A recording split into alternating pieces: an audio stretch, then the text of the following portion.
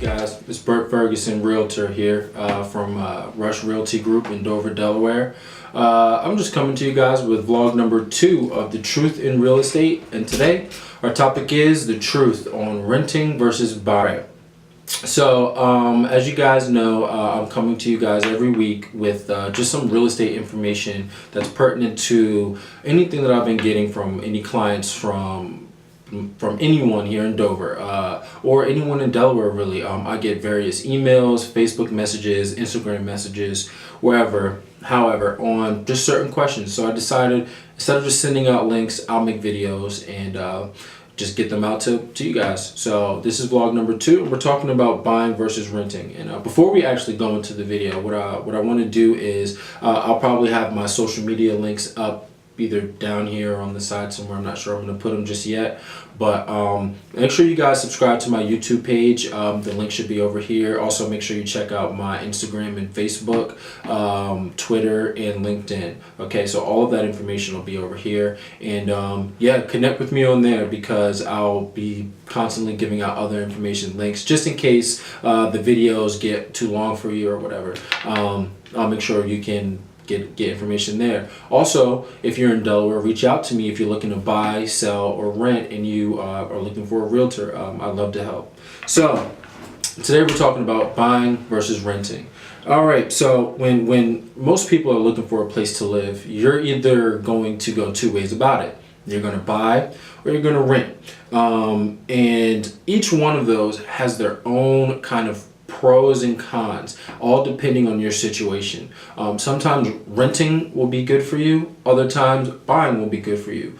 And what a good realtor will do is help you decide based on certain facts for you in your own life what's going to be best for you. So what I like to do is be your virtual realtor for the day, and let's talk about whether buying or renting is going to be best for you and maybe a little bit of the pros and cons. So before we get into it, let's create a little bit of context here, okay? The first thing we're going to do is go over some quick facts. According to DelawareStateHousing.com, a 2011 article, the amount of renters in the state of Delaware is about 26%, and the amount of homeowners that are owner-occupied is about 74%.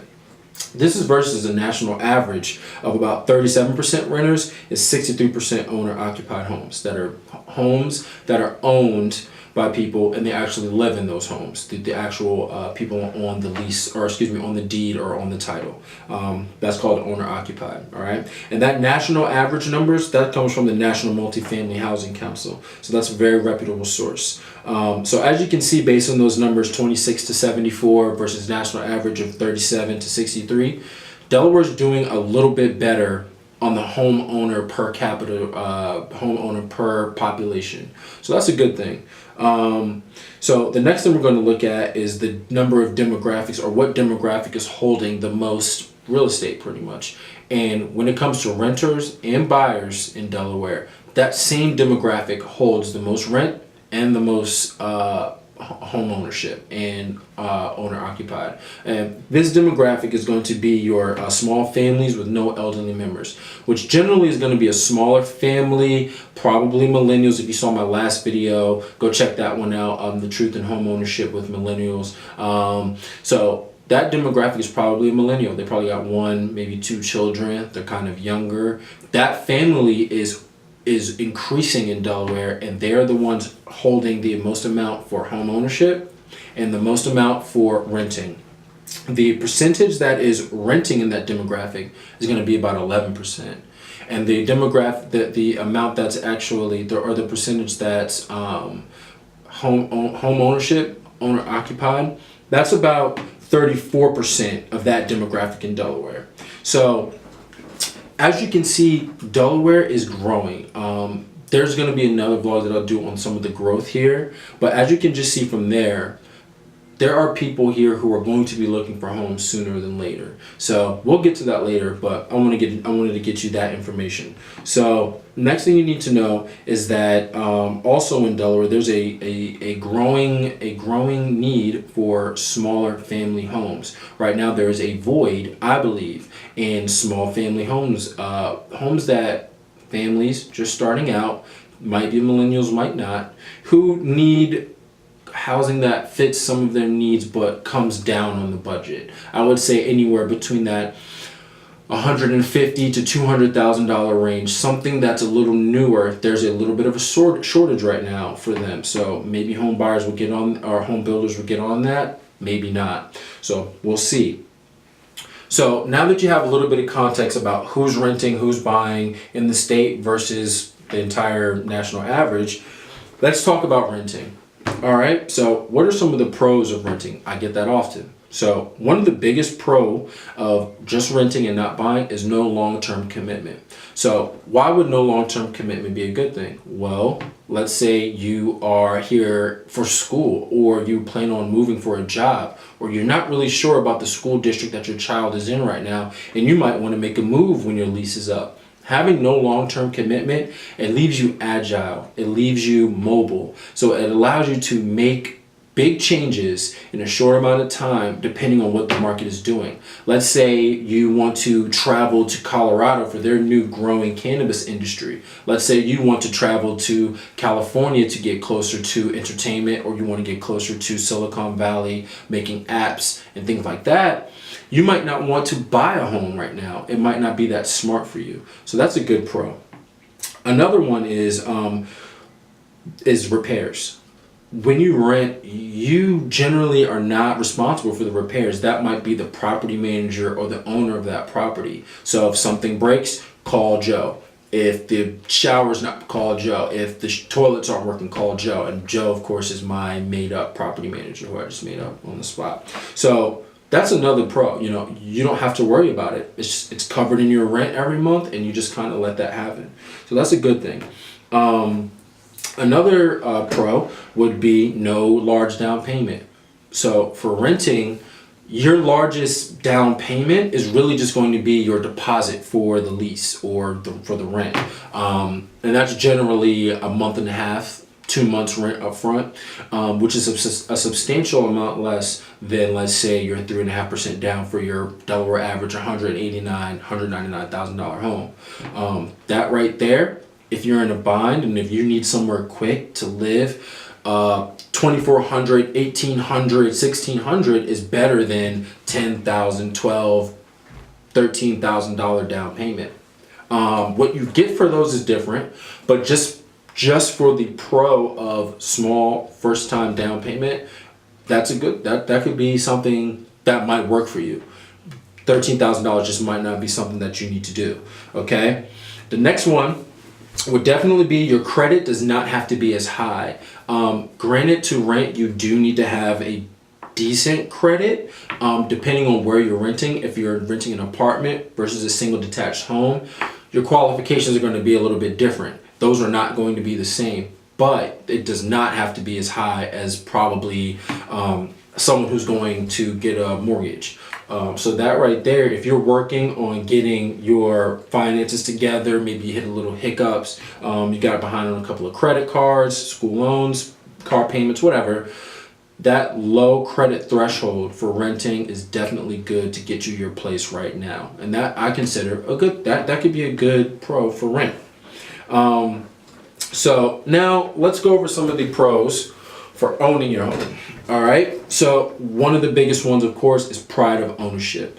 I know from personal experience that when my parents purchased their home versus when we used to rent, that there was a difference. You know, there was a shift in how things worked, how the home felt. It was ours. We could stake our flag in the ground. And as a family, that stability is really something you can't put a dollar amount on. So being able to own your home and have pride of ownership, know that you can say, I don't have to move anymore. You know, you don't have to worry about a landlord coming in, doing this, nothing. It's absolutely yours.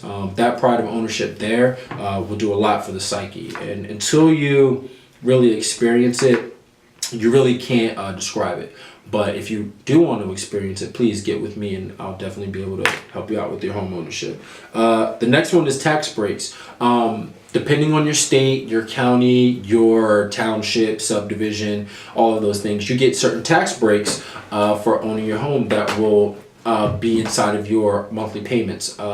You can get tax deductions on certain HOA fees. You can get tax deductions on trash and municipal fees. You can write those off and get a check for those back when you do your taxes every year. So owning your home can definitely be a vehicle to economic. It could be an economic driver to get to the next level, and that all depends on how you use it. But taxes is definitely one that you can take advantage of if you are financially if you're financially prepared and literate in that way. It's something you can do.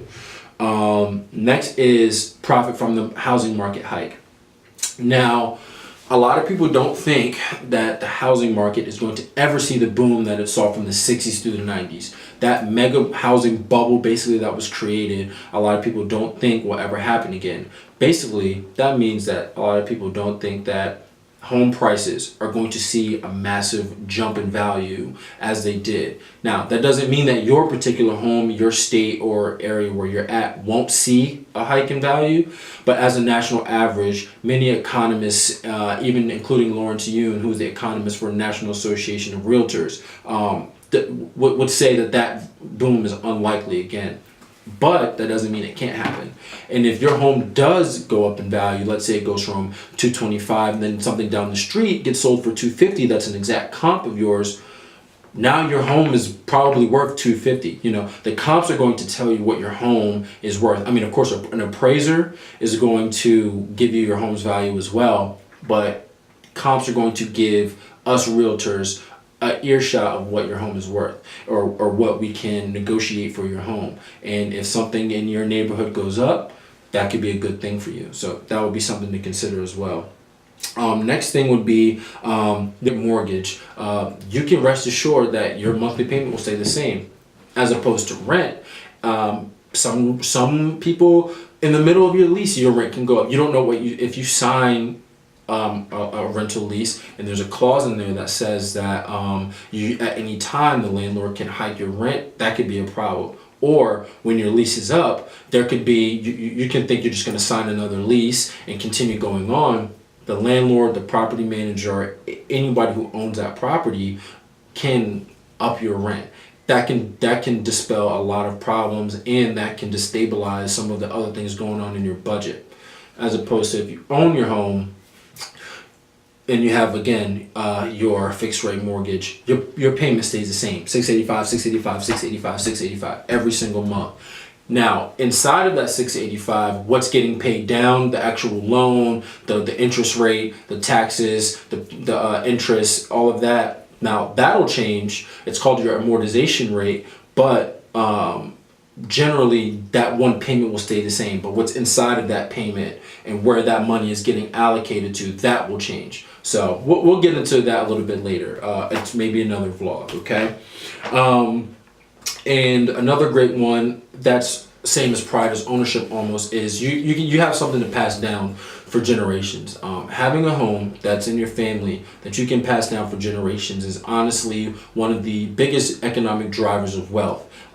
Enter in vivo transfers of wealth coming from home ownership being passed down is something that can be a blessing later on to later generations. So if you have a home you paid off in your lifetime and you pass it down to your kids, now they have a piece of anchor property that they can use to dip into for to get a home equity line of credit to start a business.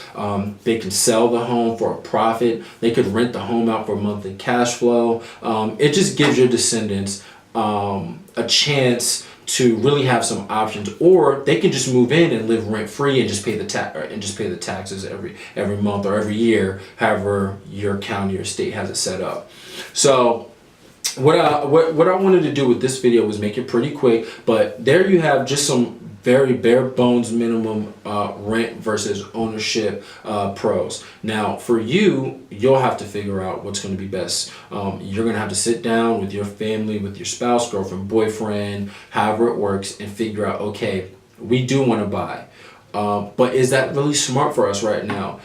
If you're planning on staying in one place for less than 5 years, I wouldn't say don't bother with buying, because you're going to overexert yourself trying to get out of that. That's a very permanent situation. And again, as a realtor, my job is not to just sell you a home. My job is to, of course, figure out what's going to be best for you. So if renting going to be best, let's do that.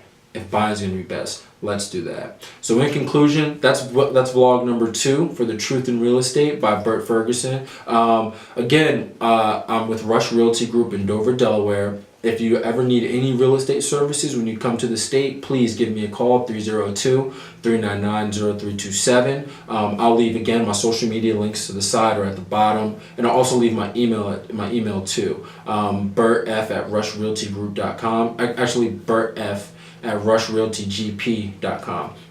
And I'll probably have that linked up here somewhere. So if you guys have any topics, please email me, reach out to me, social media, and I'll make more videos, okay?